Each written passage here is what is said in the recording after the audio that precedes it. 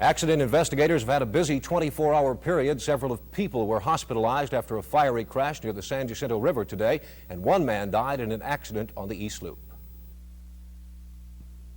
5 people survived a fiery crash on the East Freeway near the San Jacinto River. It happened when an apparently impatient driver tried to pass a slow-moving 18-wheeler. The car pulled into the path of a big grain truck, and 3 more cars piled into the smash-up. Life flight helicopters took 2 to Herman Hospital, and the other 3 went to Tidelands and Ben Taub. All are reported in satisfactory condition. But a 55-year-old Pasadena man was not so lucky. The man's name is being withheld until his next of kin are notified. Investigators say he was trying to get onto the South Loop from the old Galveston Road when he banged into a stalled tank truck. Police say he was apparently watching the traffic behind him. He was killed instantly. Alvin, Hebert, Eyewitness News. This is 13 Eyewitness News, Houston's choice for news, with Dave Ward and Jan Carson. The weather with Ed Brandon, and the sports with Bob Allen.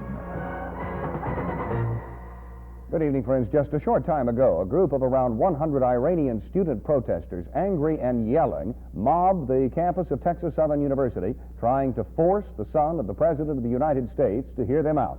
That's when Houston police and the Secret Service moved in. The Iranians say they wanted to confront Chip Carter to protest White House policy in Iran. They say President Carter's support of the Shah of Iran is responsible for several thousand killings in their country.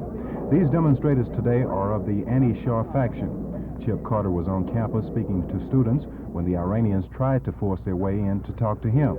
Zali Scales was one of the people talking to Chip Carter when the shouting and shoving began.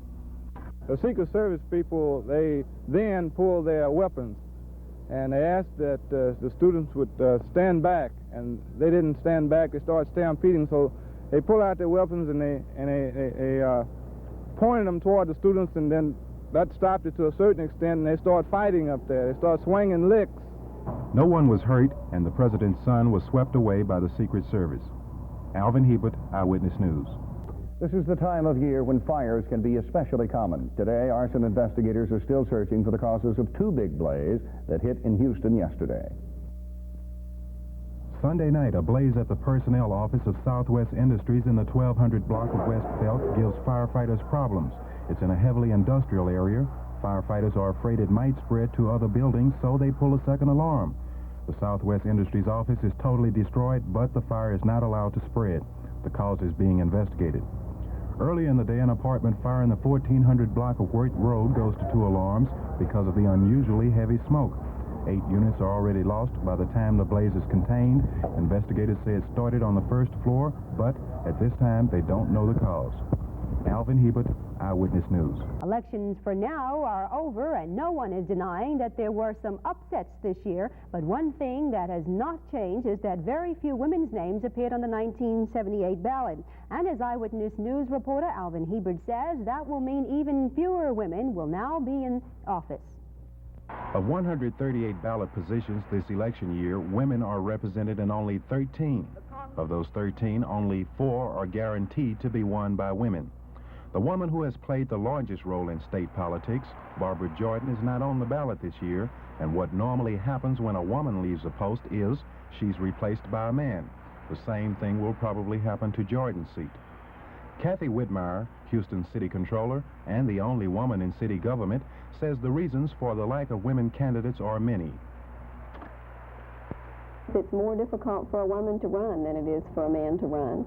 First of all, she has a greater difficulty in raising campaign funds that are really needed to win an election. I think the reason for that is that traditional campaign funding goes to people who are perceived to be the winner. And generally, women are not perceived to be the winner in the election because there just haven't been that many women elected, so it's kind of a vicious cycle.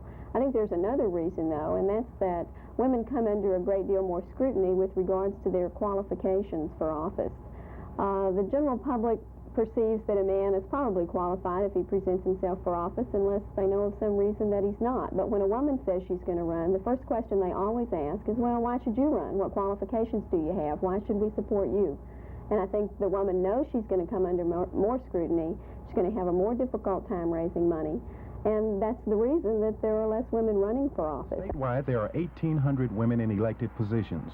They have organized this year, and the purpose is to give mutual support and training to office holders so they will have that extra assistance to stay in office.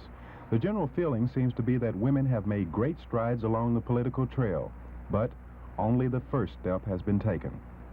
Alvin, Hebert, Eyewitness News. A 25-year-old Houston man is in stable condition in Veterans Hospital this evening after his car was hit by a freight train. Michael O'Neill Green was crossing the MKT tracks near Wirt and the Katy Freeway Service Road when his car was hit by the westbound freight. Green was trying to enter the West 10 Business Park. The crossing is marked only by crossbars, and Green said he never saw or heard the train. It took firemen and ambulance attendants about 15 minutes to free Green from his car. He was treated on the scene by EMTs, then taken to Spring Branch Memorial Hospital, and later transferred to Veterans Hospital. Alvin, Hebert, Eyewitness News.